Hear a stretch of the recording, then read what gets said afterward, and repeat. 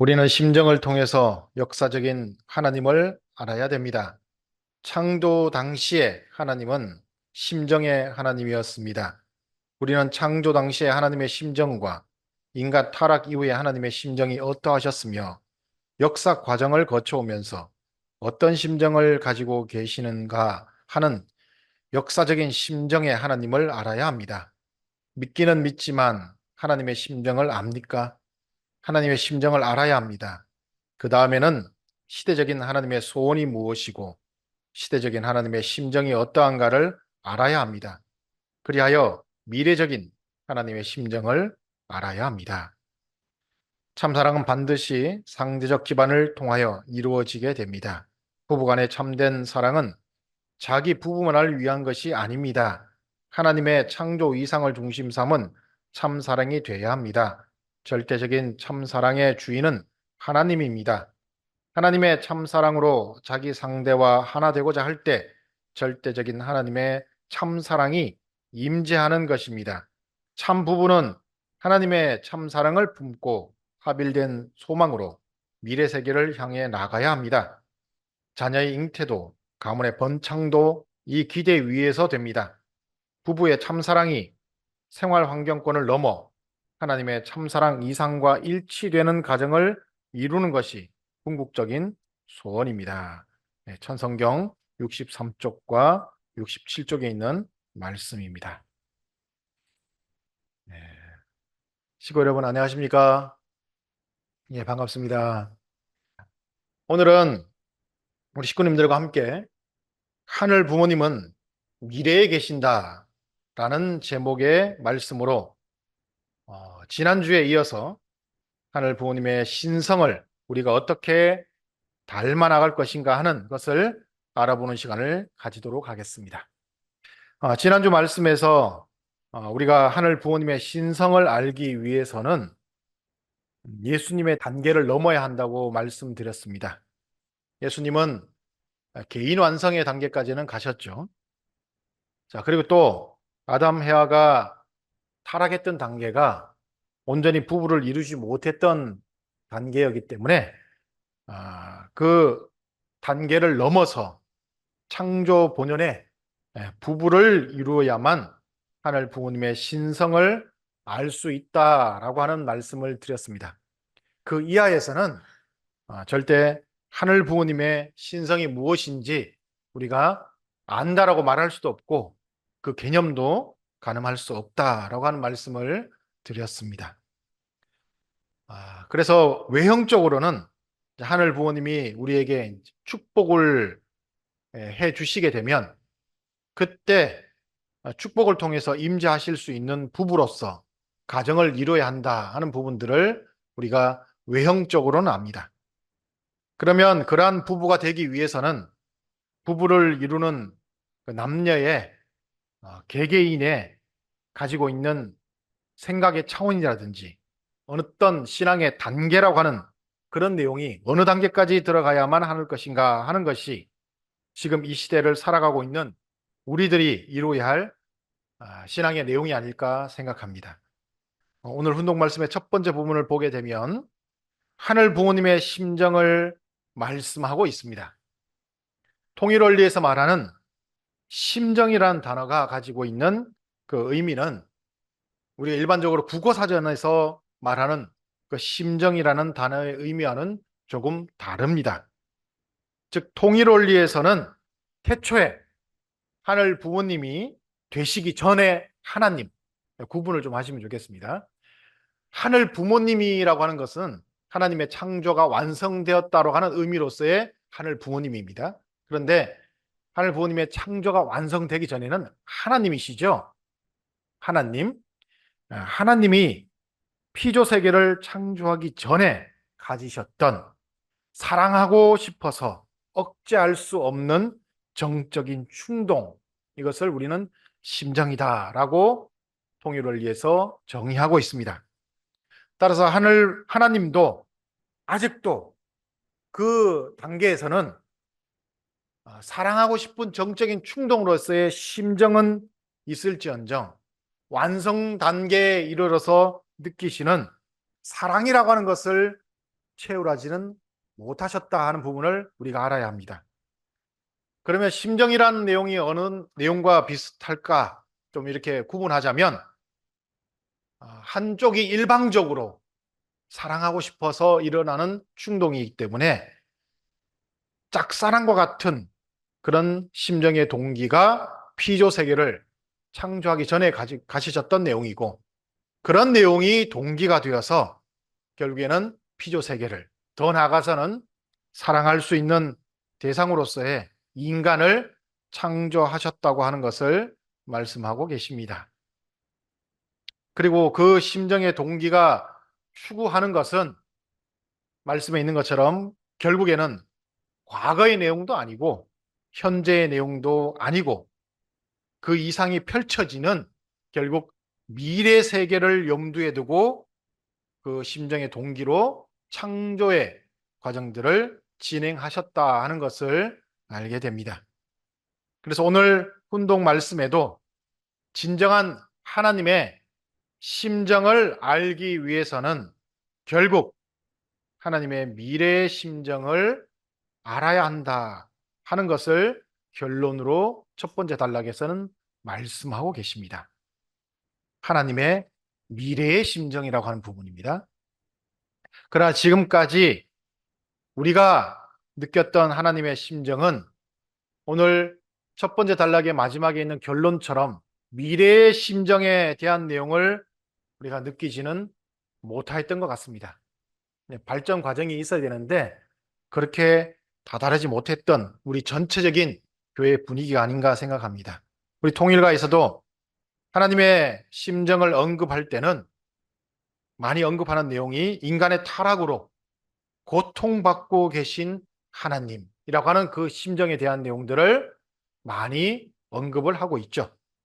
그래서 하나님께서 그런 사랑을 느끼시는 창조의 가장 높은 자리에 계셔야 할 하나님이신데 그러지 못하셔서 서러우신 하나님이라고 하는 부분들을 우리가 많이 언급하고 그 하나님의 심정을 우리가 느끼면서 위로해 드리는 우리의 모습이 되어야겠다 하는 부분에 대한 부분으로서 하나님의 심정을 언급합니다. 그리고 그에 대한 하나님의 심정을 공명하자라고 하면서 공명한 많은 식구님들이 눈물을 흘리고 안타까워하는 모습들을 많이 보게 됩니다.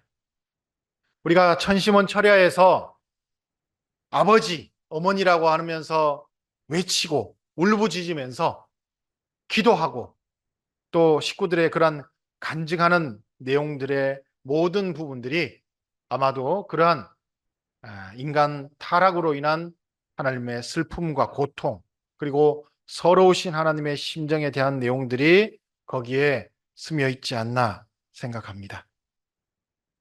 그나마 우리가 그 정도의 심정권에 들어갈 수 있다는 것도 다행이라고 생각합니다.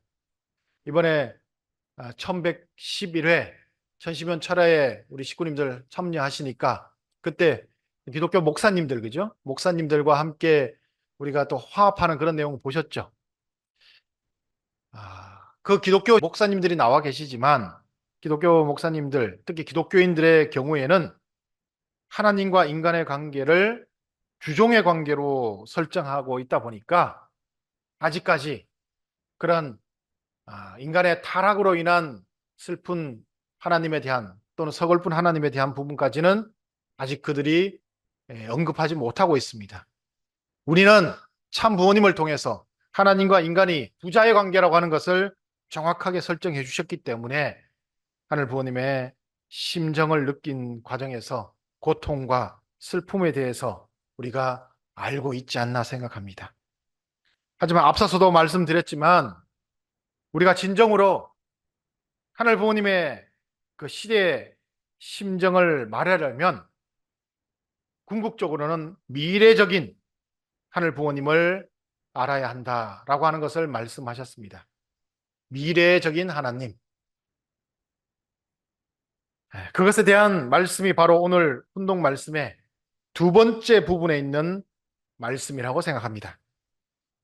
미래적인 하나님 부모님의 심정은 그때부터 심정이라고 하는 이름으로 부르지 않는다라는 부분도 알게 됩니다. 그때부터는 짝사랑과 같은 정적인 충동을 넘어서 사랑이라는 이름으로 그 하나님의 심정의 단계를 높여서 부르게 되지 않나 생각합니다. 다시 말해서 미래에 있어서의 하늘 부모님은 참 사랑을 이룬 실체를 우리가 일컫는 부분으로서 하늘 부모님의 그 심정에 대한 부분을 높여서 말씀하지 하는 거로 생각합니다. 즉, 그 미래적인 하나님 부모님을 알기 위해서는 참 부모님께서도 아버지와 어머니로서 참 부부가 되고 참 부모가 되어서 그 자리에 나가신 것처럼 우리도 참 부부, 참 부모가 되어야만 결국 그 하늘 부모님의 가장 높은 단계에 참 사랑의 그 단계에 나가서 하늘 부모님의 신성이라는 부분을 우리가 가지고 있는 인성과 완전히 연결시켜서 일치될 수 있는 우리의 모습이 될 수 있다 하는 것을 말씀하시는 것이죠. 그 이하에서는 절대 하늘 부모님의 심정이라고 하는 부분들, 즉 하늘 부모님과 공명권에 나갈 수 없다고 하는 것을 말씀하시고 계십니다. 그래서 하늘 부모님이 오늘 제목에 있는 것처럼 미래에 계신다고 하는 것을 말씀하시는 것이죠. 하늘 부모님은 과거에도 또 현재에도 계시지 않습니다. 식구님들이 하늘 부모님을 만나고 싶으면 미래로 가셔야 됩니다. 그래서 미래에 하늘 부모님이 이루시고자 하시는 내용이 무엇인가를 지금 이 시대에 우리가 공명해서 느끼지 않으면 안 되는 것이고, 그 공명해서 느끼기 위해서는 미래적인 내용들을 지금 현재 나의 가정에서 부부가 하나 되고 또 참부모가 되어서 그것을 서로가 하늘 부모님과 공명한 가운데 이뤄낼 수 있는 내용이 되지 않고서는 절대 미래에 계신 하나님을 우리가 만날 수도 알 수도 없다 하는 부분을 오늘 그 훈동 말씀에서 말씀하고 계십니다. 그럼 거기에 계신 하나님은 과거의 고통과 슬픔 그리고 그 서러움의 하나님이 아니라는 것입니다. 거기에 계신 하나님 부모님은 어떤 분이냐? 기쁘고 행복하고 즐거운 사랑의 하늘 부모님이 되시는 것이죠. 그래서 미래 하나님을 우리가 만나게 되면 과거에 우리가 알고 있던 하나님은 다 내려놓고 진정으로 미래에 계시는 하나님을 붙들고 우리가 새로운 모습으로 나아가지 않으면 안 된다고 생각합니다. 이렇게 우리가 지향해야 할 목표가 하늘 부모님과 공명권을 이루어서 결국에는 고통과 슬픔, 서러움이 아니라 기쁨과 행복, 즐거운 그러한 하나님을 내가 모시게 되면 그때 비로소 참 부모님께서 말씀하시는 2025년 천왕궁 입궁식이 거행될 때 그 하늘 부모님이 그 천왕궁이라는 건물에 계시는 하늘 부모님이 아니라 비로소 내 마음속에 그리고 우리들의 부부 가운데 그리고 우리들의 가정 가운데 거하시는 하늘 부모님이 될 수 있다라고 하는 것을 우리가 알아야겠습니다. 그것이 우리가 지향해 나가야 할 결국에는 신앙의 목표요. 우리가 이루어야 할 하늘 부모님과의 공명권에서 만들어 나갈 내용이라고 생각합니다. 근데 우리가 스스로 우리 내용들을 바라보게 될 때 아직도 하늘 부모님과 공명권에 도달하지 못한 우리라는 것을 스스로 고백하게 되고 그런 우리가 되었는데 그러면 우리는 어떻게 그것으로 나아갈 수 있을까? 이 시간 고민하고 그곳에 나가기 위해서 몸부림치는 우리가 되어야 한다 생각합니다. 그래서 그곳에 나가기 위해서는 어떤 답을 우리가 얻어야 할까? 한번 생각해 보십시오. 답이 오늘 훈동 말씀에 있습니다. 그리고 제목에도 있습니다. 하늘 부모님 앞으로 나가서 하늘 부모님과 공명권에 들어가기 위해서 우리는 어떻게 해야 될까? 결국 그 답은 미래에 있다라고 하는 것이 답입니다. 미래에 있다. 그리고 역설적이게도 과거에나 지금 현재에는 그 답이 없습니다. 그래서 그 미래에 계신 하늘 부모님을 만나기 위해서는 우선 우리 스스로도 서로 하나 되지 못하도록 발목을 잡고 있는 우리의 과거 그리고 우리의 현재에서 벗어나야 한다고 생각합니다. 거기서 벗어나야만이 미래로 나갈 수 있다라고 여겨집니다. 그러면 먼저 우리가 미래로 나가기 위해서는 어떻게 해야 될까요? 스스로 우리가 미래에 나가지 못하도록 우리를 붙잡고 있는 현재 나 스스로의 트라우마에서 벗어나야 하겠다고 생각합니다. 트라우마. 그러니까 하늘 부모님을 앞으로 나가려고 하는데 핍박이라든지 여러 가지 어려움이라든지 그런 내용 때문에 우리가 말하지 못하고 나서지 못하고 용기를 가지지 못하게 하는 우리의 트라우마가 있습니다. 그런 트라우마에서 벗어나야 하는 것이죠. 그리고 그것이 아니더라도 우리가 서로 사랑하지 못하고 서로 내가 어렵고 누군가로부터 큰 충격을 받아서 하늘 부모님이 지향하는 곳에 나가지 못하도록 발목을 잡고 있는 나 스스로의 그 트라우마에서 벗어나야만이 미래로 나갈 수 있다고 생각합니다. 그리고 그 다음에 내가 과거에 경험했던 내용이 내가 알고 있는 전부라고 하는 것에서 벗어나야 한다고 생각합니다. 네. 경험했던 것. 시끄러님들, 내가 경험했던 내용들이 많이 계시잖아요. 그 중에 과거에 내가 앞으로 나가지 못하도록 나의 발목을 잡고 있는 나에게 알려준 많은 그 지식과 같은 내용들, 경험들이 있습니다. 뭐가 있을까요?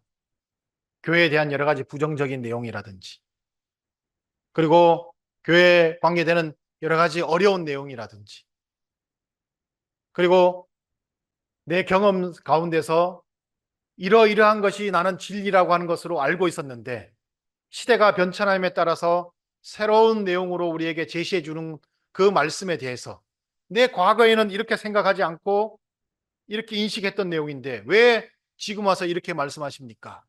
하면서 그것을 받아들이지 못하게 하는 내 과거에 가지고 있던 경험이라는 것입니다. 그런 내용들을 다 벗어야만이 우리가 미래로 나가서 하늘 부모님을 영접할 수 있다라고 생각합니다. 또한 내가 과거에 미워했던 것에서부터 다 벗어나야 한다고 생각합니다. 내가 누군가와 불편한 관계에서 미워했고 누군가와의 관계에서 소원했던 그런 모든 내용들이 내가 앞으로 나가서 미래로 가려고 하는데 다 발목을 잡는 내용들입니다.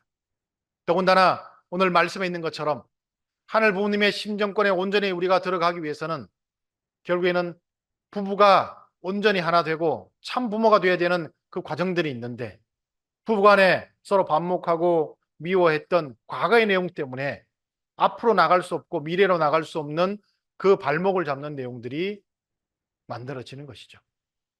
그런 내용들을 다 벗어나야만이 결국에는 미래로 나아가서 하늘 부모님을 만날 수 있다라고 생각합니다.